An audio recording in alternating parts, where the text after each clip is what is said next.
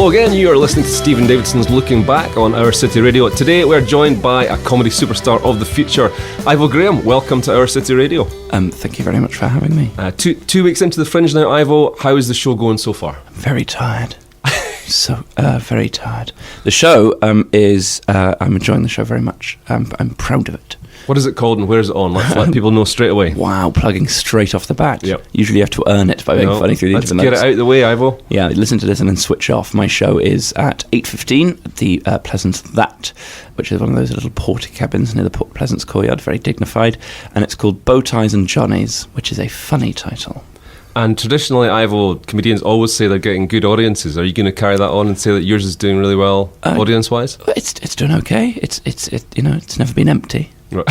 Good, that's positive. You did your first solo show last year, Ivo, which traditionally includes all the best material from starting stand-up up to that point. Was it tricky to leave the favourite gags behind, the golden bankers that you'd lived with for so long? No, because I resented most of them hugely. Right. I hated telling them as much as they hated being told by me. I think it was a very, very good creative exercise in just getting rid of it and writing a new one in a few months. I think that the danger is of having those bits which are knocked about for years and you don't deliver them with the same enthusiasm anymore. You're completely on autopilot. And also, they often, not to be too sort of indulgent and pretentious about it, but I think they can refer back to a sort of person that particularly if you tell autobiographical stand-up, and I do, then your old bits refer back to a person you're sort of not necessarily you are anymore. So there's a slight sort of disconnect between old and new stuff. So I would say that this new show feels much more coherent because it was written in a very concentrated period of time about a much more concentrated subject. So it's fresher, and I'm more excited about doing it every day. And it's not to say that the golden oldies don't occasionally rear their very ugly heads at club sets around the land. But no, it was good to get rid of that hour. And is this now you on a never-ending loop of building up a fresh hour, doing Edinburgh every year? Do you think you'll become one of those comedians? I think it's a good exercise. I did think at about sort of April stage of this year when I had nothing about what on earth I was doing coming back, but then I realised how purposeless my, if not life, then certainly comedy life would feel without a show to work towards through this year. I think it's a very, very good thing to keep yourself writing an hour a year. It's not at the end of the day the most overwhelmingly large amount. You can fill it up with any old flab, and I love doing a festival, so I hope I will come most years. And is it the theme there? An awful lot of comedians have a theme. Is the theme crucial to a solo show these days? No, I think it can be slightly over. I think they can overplay that a bit. I think that the theme of my show is just to be funny, but it's not always gone that way. It must be said, so it's good to have something more pretentious to fall back on. Mine's definitely got a sort of fairly flimsy premise, which it sets out at the start and then sort of recaps on at the end. But I don't think anyone is walking out of the venue scratching their chins and going, "I learned a great deal from that." Yeah, and bottom line, nothing really matters apart from it being funny, does it? You know? I think that's it. I think the problem is that audiences come to 4 or 5 shows a day. You have to do very well to stick in their memory beyond we enjoyed that show. Yeah, it's one of the amazing things when people come back and see a gig, or see you perform again, sort of a few weeks or months later. You can often get away with doing the same stuff again because the memory does just blur into one a bit. I don't mean that I'm constantly looking for excuses never to write jokes. I just more mean that actually you can think in your head that the message of your Edinburgh show is some brilliantly important moral, and actually it will be forgotten by people 5 minutes after they've had their first beer after the show. Yeah, so it's good not to get too invested in it. And if they are walking out of your show saying to each other, "What a remarkable theme that was," rather than "that was funny," it's a problem. Then it's probably, yes, exactly. They may have got the wrong thing from it. Although, God, I wish a couple of people would say that. Okay, well, this show is very much about the distant past, but I'd like to give you to give me just a kind of 1 minute snapshot with no time penalties of your stand-up life so far. Kind of from the point when you just thought, "I'd like to give stand-up a go," to the point when you're standing on stage. Just brief. With no time penalties? No. What does that mean? It means you've got a minute. I'm going to give you a minute to do it, but if you go over the minute, I won't care. No hesitation, repetition or deviation. It's not a very interesting story. Starting stand-up, I tried it at university because at school there had been a little comedy society which I was very sort of keen to be a part of, but wasn't in with the right people, so I squirreled it away and arrived at university where I knew no one and just did a 5-minute spot at a try stand-up comedy night, without having told anyone, on the premise, which seemed a very likely premise, that if it was a disaster, no one would know, and I'd be able to put that sort of fantasy to bed. Instead, as it turned out, it was actually quite mediocre. So its inherent non-disastrousness meant that you then wanted to go back and do it again and do it better. And I did manage to survive about 5 or 6 gigs on the uni circuit before having my first horrible death. And by then, it was too late. The flame was lit. So I just kept doing it all the way through my degree. My marks slipped, my comedy improved, and I've been doing it for 2 years, almost fully professionally since leaving university, which has been very exciting. Excellent. So that's very much the modern day Ivo Graham. We're gonna play a record now and then look into what my researchers have told me is both a murky and a shimmering past. Oh, it's so murky. This is Our City Radio. It's Shotgun Lover by the North.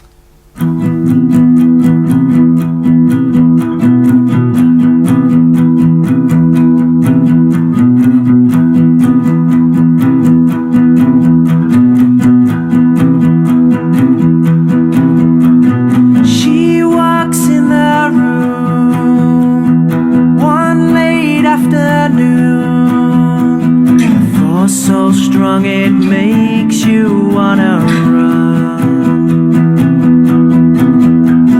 A tingle down my spine makes me cold inside. A shotgun lover's gonna take my life.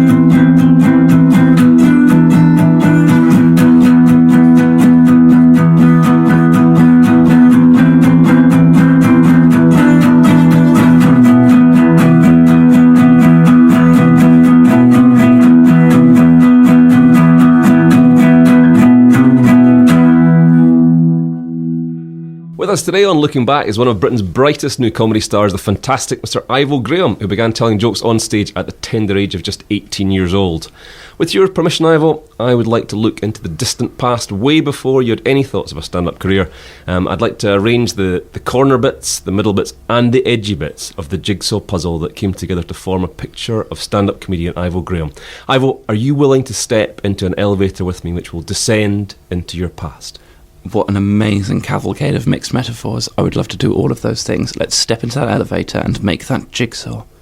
I'd like to start way back before your life even begins. Your father, this has been documented in the press a lot, but your father is hip-hop legend Big Chip, Compton's most notorious gangster rapper, and your mother is Italian politician Gelato Graham. How on earth did they get together, Ivo? I suppose if there was one thing I didn't want to have to talk about today, it was my father's hip-hop career. But it's all anyone ever wants to talk about. Straight out of Compton, he was, I suppose his rhymes, the rhymes that he spat and continues to spit have been a great influence on my comedy. His fearlessness, his homophobia is something that I've tried to keep up in my comedy as well. I think it's very prevalent in the rap scene. It's important that people keep flying that flag today, which is interesting because my mother has been a massive campaigner for gay rights on the Italian political scene, and I respect that too. Just not on stage. And they met in, I think it was 1986, when my father was doing his European rap tour, which was called... Can't have been that much of a memorable tour, Ivo, I don't think. Well, I think, as I've made clear, he was more interested in off-stage shenanigans than on-stage. Yeah. I think it was mainly a quest to see if my father, who was in his sexual prime right then, if not his artistic prime, could bed as many European politicians as he could. And he set himself a target of 5, and he had sex with, I believe, just 1. But what a happy union that proved to be for a few years before the inevitable divorce. And that magically led to the birth of one Hector Ivanovich Graham at Cedars-Sinai Medical Center in Los Angeles. Do you have any idea why your parents made your middle name the same as your surname? I think it's because Graham is a very important name to both my mother and father, not just because it was already their surname, because my father was a huge fan of the Golden Grahams cereal, which he would famously eat before going on stage at every concert, whereas my mother was a huge fan of the football manager George Graham. Yep. And they were keen to basically just, I suppose if you like a name like that much and it has that many powerful associations for you just really want to hammer it in. And my mother's also got a stutter, so her saying my name can be very amusing. Perfect. And this very colourful beginning of your life that I'm about to speak about, it's been covered many times. Do you have any clear memories of being entered into the one ring to rule them all baby boxing tournament? I don't really. I suppose the combination of the fact that it was at a very early age in my life, and of course the massive amounts of head injuries I sustained during my many defeats have left me with very, very few memories. I suppose I resent my parents for entering me into it when I was knocked out and so badly beaten in the first round time and time again. Well, Big Chip has been quoted. He's been quoted as saying that he felt guilty because he put you in for it when you were only 6 months old when he signed you up, and the baby boxers were all supposed to be at least 1 year old. That must have played a part. Yeah, I suppose. I suppose most rappers do believe that. I mean, because rappers, we all know, is just as much about the beefs as it is about the beats. Yeah.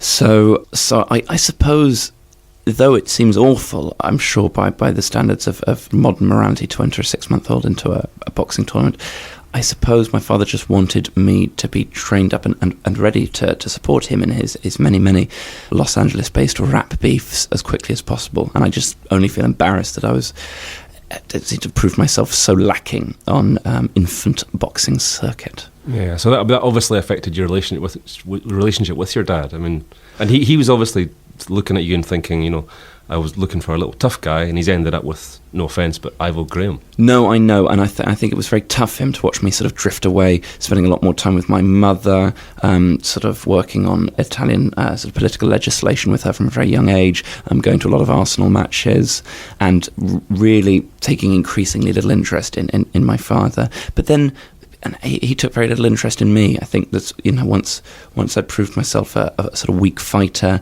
he wasn't proud. In fact, he famously said his head after my last defeat that he was so ashamed he would never eat Golden Grahams again, which he then turned into a number one rap hit, No More Golden Grahams. I think even the commercial success of the song didn't prove much comfort for him. Hearing that is tough to hear, and I'm going to go over even more painful ground, I'm afraid. But as a child, do you have any recollections at all of the 60 affairs that your mum confessed to Oprah Winfrey about? Did any of these men, did they try and be your friend? Were you aware of them? It's a cue, basically, isn't it? Yeah, and I insisted on vetting them all personally from a very young age. And actually, it may surprise you to hear this, but particularly after paternal disillusionment that I felt in the early 90s, after the fighting, the many serial-based rap hits, I was very keen to see my mother happy, and it was an absolute honour to watch some of the rising stars of Italian politics, media, and culture walk through the door of our Venetian villa, and then walked through the door into my mother's bedroom, whereupon I saw nothing more, because obviously a son's vetting can only go so far. But it was a treat. They were very good to me, and I've even after their relationships burnt out with my mother, it's still been an absolute joy to go back and holiday with so many of them over the last 20 years. That's good. There's a bit of a bright light, a bit of a positivity about that. But shortly after that, the men walk into your mother's bedroom, as you say, and then your mother walks out of your life, leaving you with just Big Chip, and you with all that knowledge of what's happened. Did you tell Big Chip? Did you tell your dad? He'd read a bit about it in the newspapers, the Italian newspapers, but it'd been translated for him by one of the more literate members of his posse, I think is the word.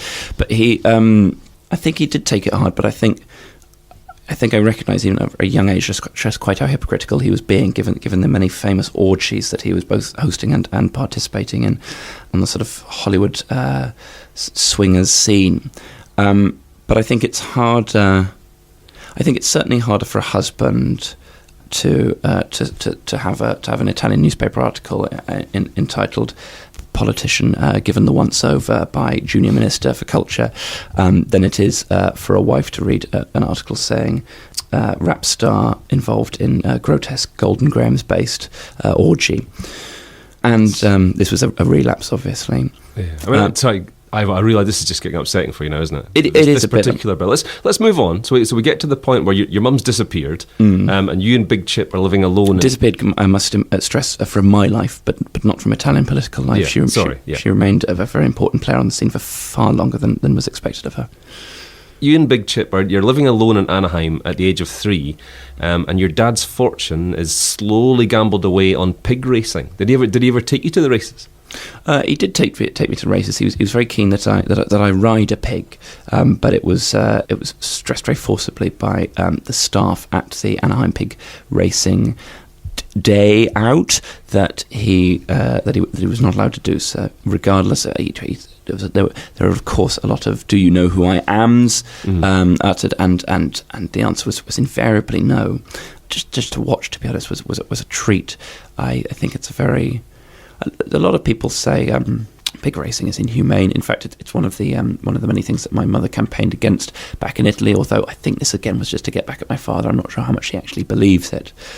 But it was a real joy as a 3-year-old to see sort of sport in its purest fashion, and then obviously in the traditional banquet after every race where the pigs are slaughtered. And is it still all the pigs apart from the winner? All the pigs apart from the winner. The winner is given a massage and then slaughtered. Yeah. That is his privilege. I can't. I know I've seen it on TV, but I can't imagine being there and seeing the endy bit that you've just. No, you're absolutely right, and I think that it both saddens me and amuses me that there are so many innocent pig racing watching fans out there who think that the whole thing ends in just a sort of with sort of fireworks and rosettes and not actually the bloody abattoir that is the end of every natural pig racing. Yeah. And I said, well, you shouldn't really be gambling on pig racing, should you? If you're not willing to accept that, it's a bit like people who eat fish but aren't willing to. I mean, I'm a bit like this myself. I wouldn't fish for them, catch them, kill them. You shouldn't be gambling on pigs if you're not willing to see them slaughtered at the end. It's true, but that's why at every sort of gambling stand at these pig racing events, it always has all the odds, and underneath they always have the same slogan, which is one thing you can bet on is you'll be having a delicious bacon sandwich at the end, which is very nice. It's nice to have that reassurance, isn't it? Yeah, it's a bit of truth in amongst the magic, I suppose. But there's about maybe 2 minutes of the pig racing. It played a massive part in your life, obviously, at that time. But in the film of your dad's life, which I watched for the first time recently, at the point he moves away from hip-hop and decides to start recording religious music, the actor playing you at the age of 4 says the phrase, "Dad, you're no longer my dad. These are dead beats." Direct quote. Absolutely. Do you feel that strongly in real life? That is absolutely true, is it? Yes, I pushed very, very hard for that line to make it into the final screenplay. Yeah. Many people said it was unrealistic that a 4-year-old would say something both so world-weary and so musically insightful. But I insisted. I managed to give them the CCTV evidence from my father's mansion cum recording studio, and they finally gave in to my demands. And I'm pleased with the presentation of myself in the film. I'm not so sure about my father. I think it's harder for him to watch it back. I think once he started moving into religious music, he wanted to pretend that he'd never been a rapper, And so obviously to watch this film, which reminds me of his past sins, was tough. But I hope that he took some small solace from just what a pretentious little arse his 4-year-old son was. And you're obviously bang on the money. Can you step back into the mind of the 4-year-old Ivo? And was your problem with the religious music the worry that your dad would fritter away all his success, lose all his fans? Were you worried about the financial side of it, or creatively did you just think it was poor? I suppose, of course, there were financial worries. I was sort of temping as my father's accountant at the time, and so was able to sort of to look at the sort of effects of the sales of the new album, which were poorer. But I didn't worry about how it would trickle down to me. For a start, I had faith that my father would be all right, still sitting on a very big money pile from the rap days, his pig racing winnings, Golden Grahams. The phone didn't stop ringing for them, saying just, if you'll come back to us, there is so much lucrative sponsorship there for you. Yeah. So I thought he'd be all right. And more to the point, I would be more than happy to ditch my father and go away and live with the many Italian men that had offered themselves up to me as a potential stepfather. Yeah. So I knew that I was going to be okay, regardless of him. As for the music, I think fair play to him. It was a bold move. Very few of his original fans came with him on that journey, and to be honest, very few of the sort of religious music fans were prepared to welcome into their world a pig slaughtering, orgy hosting, former rap megastar. But I think there was enough curiosity around the time of the first album that it sales. It hit, if not platinum, then certainly tin levels. Obviously, the second album was a disaster. But by that point, I think my father had lost faith in the project. And to be fair to him, although that he took many wrong turns in his life, but he saw you to a solid educational start. The Sisters of the Seven Souls primary school, where you found yourself in the same class as Pippa Middleton. I did. And yes. Is this the point where you decide to pretend to be posh? Yeah, I think that was probably it. Obviously, or that's certainly maybe the beginning. I certainly don't think I had much involvement with the English upper classes before then. Spending my time, as I say, sort of divided between Los Angeles and Lake Como. I don't think I'd ever even been to England, and I suppose that I found it exciting. I found Pippa a fascinating company. I don't wish to be crude, but even at that age, an absolutely terrific body and a voice, this plummy voice, which to me, as someone who's spoken this sort of awful sort of mixture of sort of Los Angeles drawl and sort of fruity Italian warble picked up from my parents, combined with an almost Tourette's-like sort of need to shout sort of pig racing chants at every opportunity. It was nice to be taught received pronunciation, and I think my meeting with her really set things off. And it's a double whammy, I suppose, as well, because Pippa Middleton comes into your life, and also at that point comes, and I'm going to see the smile beam across your face, I know, but the teacher, Mr. Shavonian. Yes. Known to you now as God rest his soul. Papa Chev. I mean, what are your first memories of Papa Chev? I suppose my first memory of Papa Chev was when, I think it was probably my first day at the school. I'd not met Pippa yet, but I'd walked into the school and wearing my sort of LA Lakers big sort of hoodie with an Arsenal shirt underneath, because as even sartorial, I was loyal to both of my parents. And he took me to one side and he said, after class, I'm sure you'll have noticed that Arsenal and the time difference works out that Arsenal and the Lakers are playing games at exactly the same time. And in my office, I've actually got a sort of split screen television where we can watch both those matches together. Now, obviously, in the current day, being invited back to watch multiple sports matches at once by an elderly teacher on one's first day at school would sound like the beginning to some sort of horrific story. But his intentions were purely sporting, and it became the first of many very happy afternoons with Mr. Shavonian, who loved sport and I think was rather fond of me. Yeah, and the song that we're going to play now, it's a song that you've described previously as the soundtrack to the 6th year of your life, and I think Papa Chef perhaps introduced this song to you. But can you tell us why "Don't Turn Your Back" by Day Old Hate is so important to you? I loved this song because its title of the song and of the band is it's so sort of potent and so relevant. It's fair and not overly self-involved to say that by the age of 6, I'd been through, more than most 6-year-olds, and had more than enough reason to sort of sever ties entirely with both of my parents, and probably in fact make a killing from the many secrets I could have spilled on both of their lives to the American and Italian press. But I'm glad, looking back now, that I didn't do that. That I kept faith in them both, and I realised that they were just both flawed humans who wanted, if not the best for me, then certainly me, to sort of just to be okay. And any hatred I did feel for them was, if you don't mind me saying, just never lasted any more than a day, or certainly not at least until the next misdemeanour or orgy. So it's those powers of forgiveness which I think the song really sort of emphasises, and which meant a lot to me at the time. And this is Day Old Hate on Our City Radio.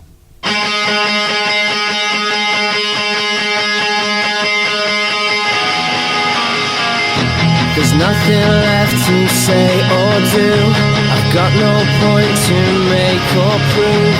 This life has nothing left, I refuse to find a way out, I'll just lose. And now there's nothing left to say. I'll save my woes for another day. There's just no way, there's just no way. I'll hit my knees and start to pray. So take a look at what you've done.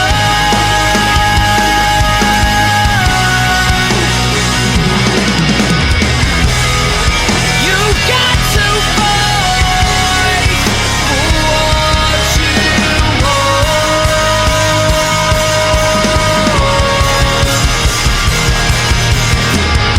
I'll pick myself up and make a smile. An empty pocket will last for a while. If it does, I won't run a mile. Just watch me. My friends and family will be there to help. They'll keep me happy and keep me well. My life won't be a living hell with them by my side. So take a look at what you've done.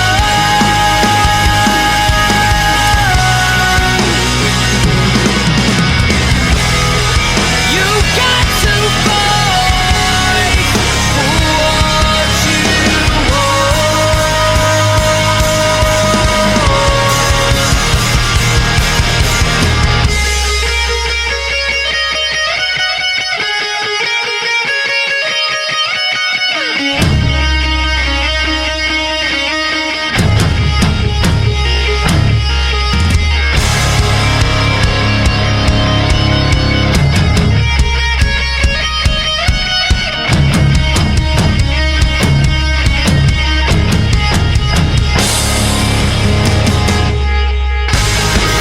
There's no task or war that I can defeat. You won't win. You won't win. You won't beat me.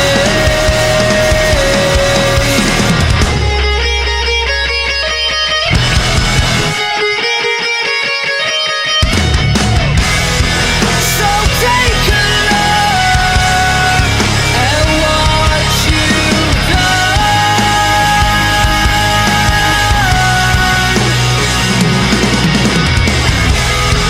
You've got to fight for what you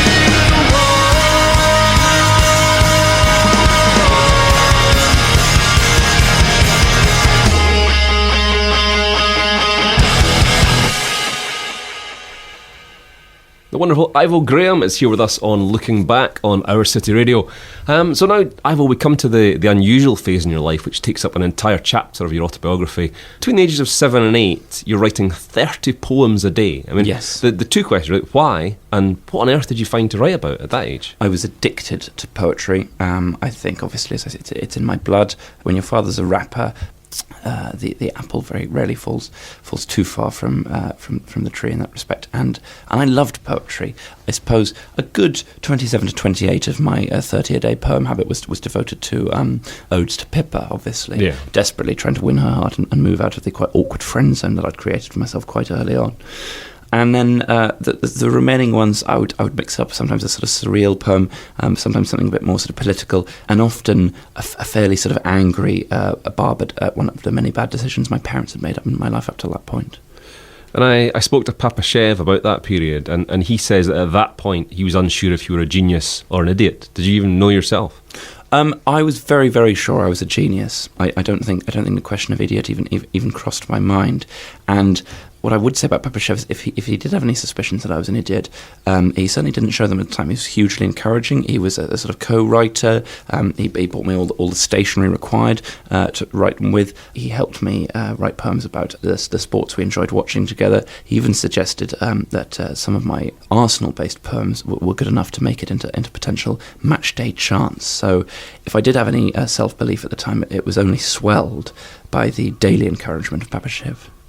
So at this point, you're riding at the very top of a wave of just joy at the poetry that you've written. And Absolutely. Then from the very top of that wave, we come to another hugely traumatic period in your life when Big Chip fakes his own death to boost record sales. I mean, how much did you know about that whole thing?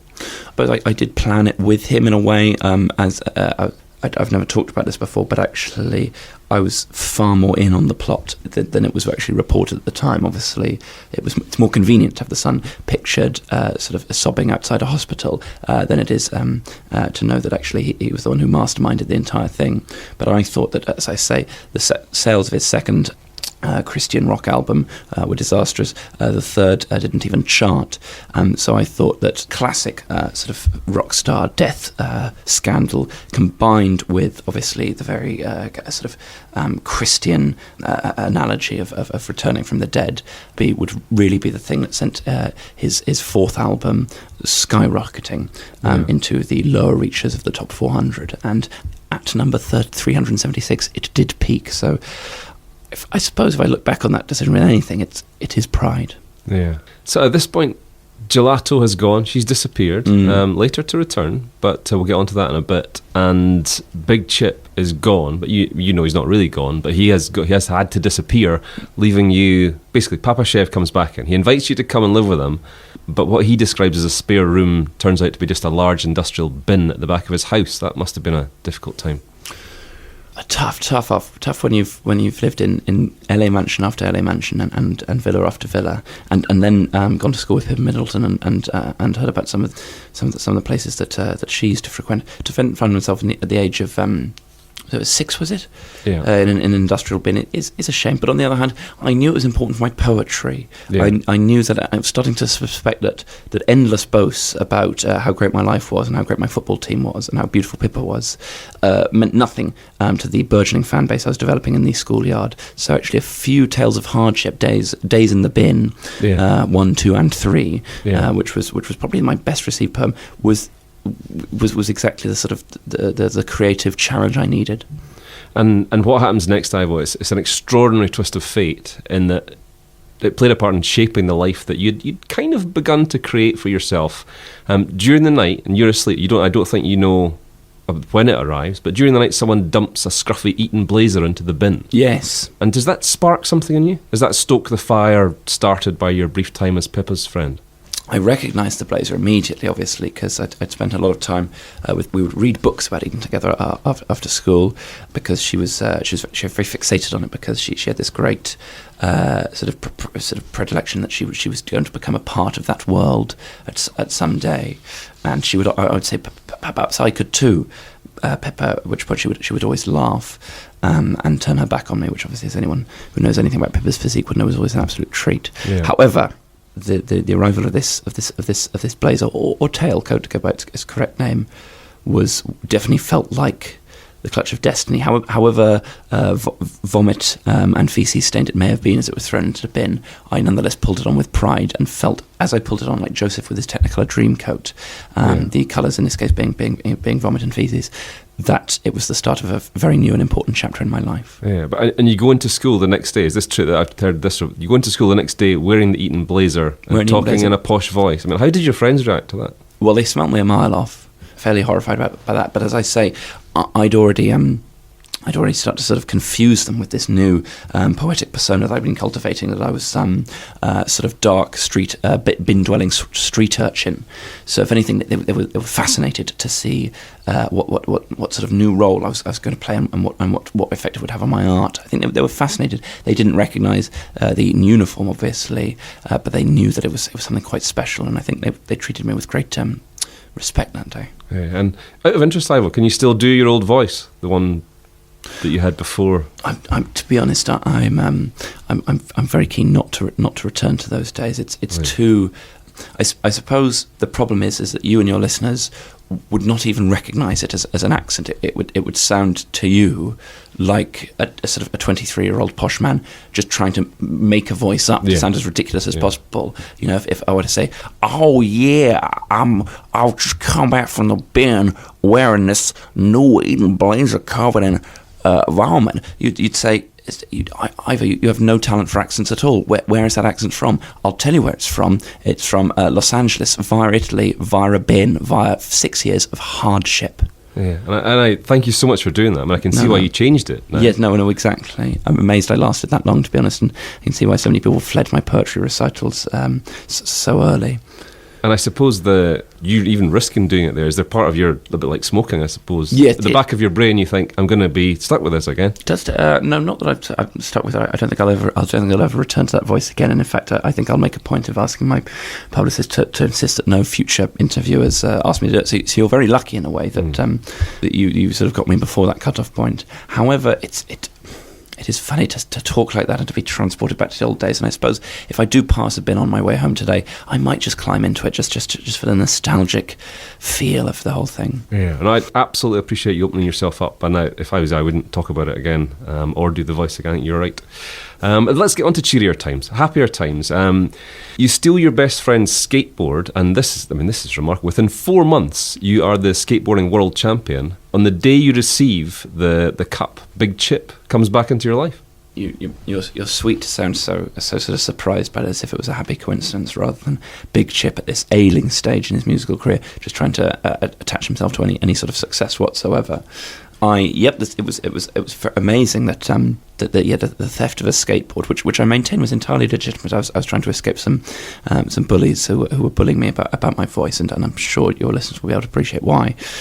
And yes, in the process of one escape, I managed to pop so many wheelies and endos that I discovered a talent which would see me, as I say, sort of crowned a worldwide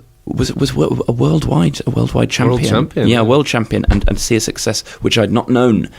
Which I'd not known in my sort of infant cage fighting days, nor in the pig racing field.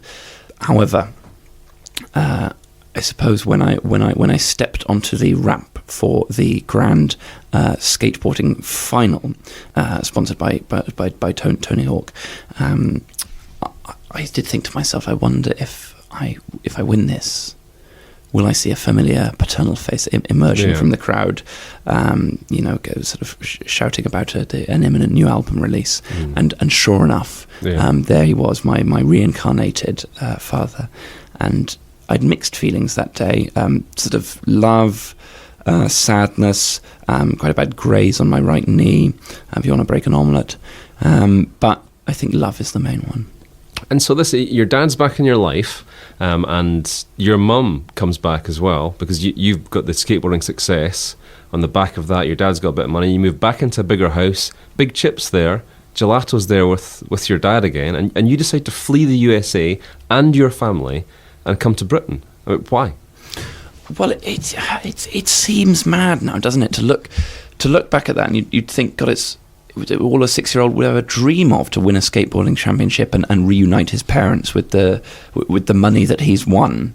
And I was sort of proud that it had provided a sort of a very minimal boost to my father's musical career, and actually a quite massive PR boost for my mother's political career, because there were rumours in the Italian press that she didn't even approve of skateboarding as a young person's pursuit. So to have a child win a world tournament it was a great boon.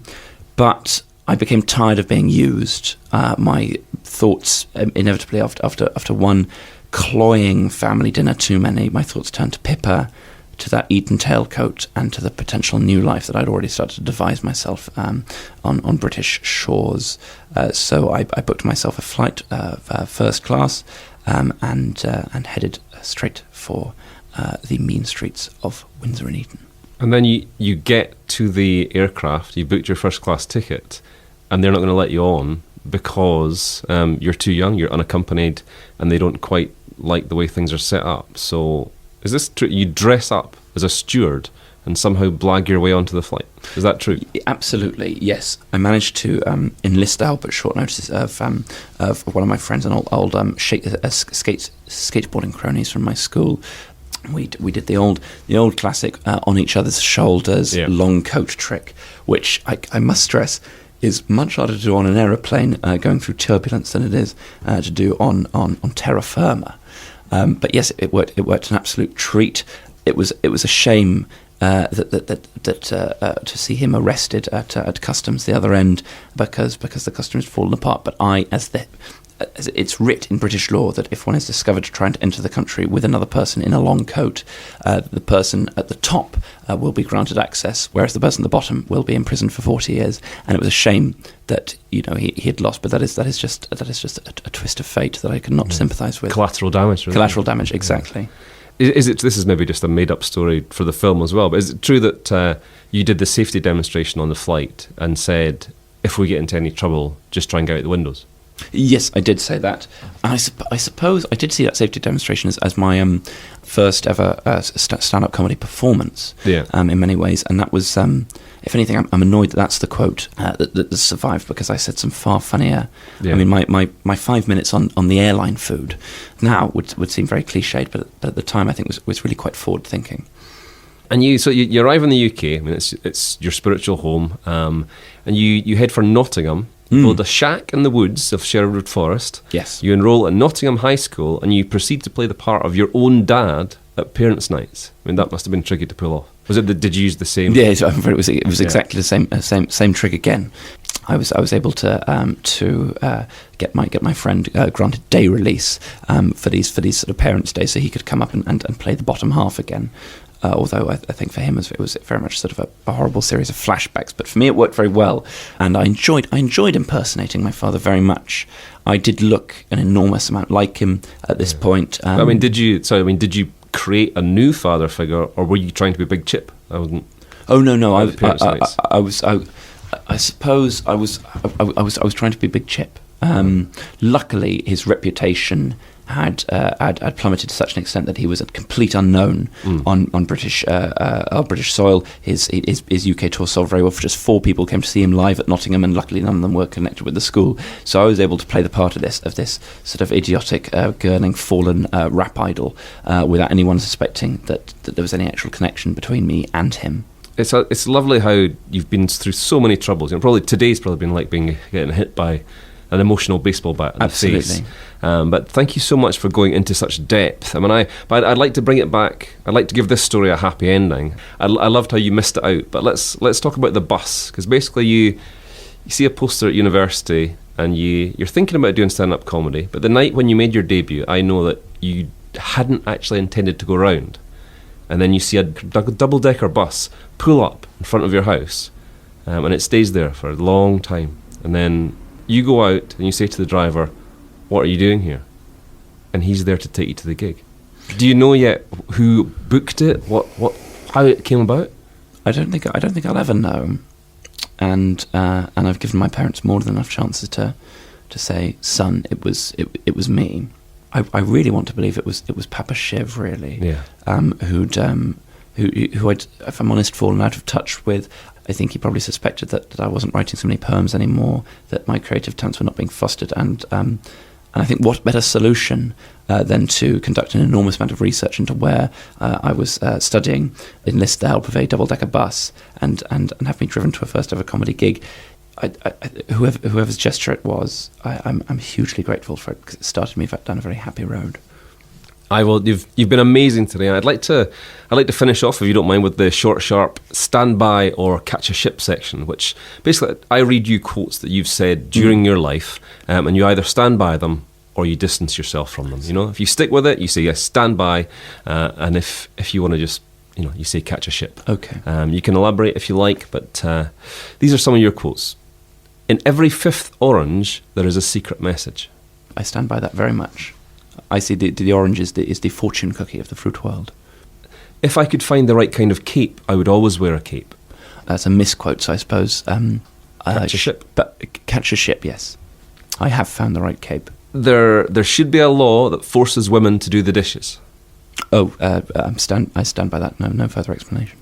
And finally, Ivo, I am so good that in 5 years all the other comedians will have given up. 5? No, catch a ship. I think that's very, very flattering. But I've got a more realistic aim, which is for most comedians just to have retired in about 60 years. If anything, not to do with my talent, just because of natural retirement age. Okay, Ivo, it's been a huge pleasure. And to bring the curtain down, we finish up with the song which you've chosen to be played at your funeral. Yes. Can you tell us, why have you chosen "Come On" by Northern Sugar? It was the song that was playing before my first ever stand-up comedy gig. And so it's been the song that I've played as my intro music to every gig I've done since. It makes me feel an enormous surge of great self-belief. Hector Ivanovich Graham, thank you very much for looking back with us, and we wish you the very best of luck going forward. Thank you. This is Northern Sugar with "Come On" Our City Radio.